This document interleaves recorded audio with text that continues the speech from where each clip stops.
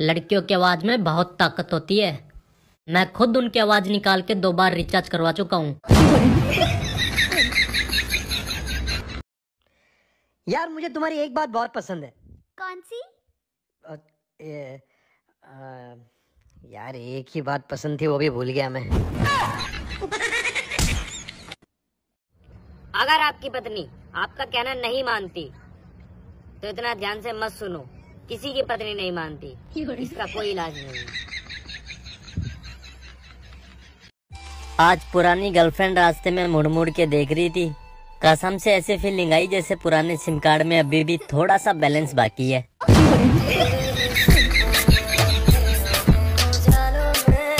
भाई हाँ, कभी किसी लड़की का मैसेज पढ़ते हुए तेरे आंखों में से आंसू आए?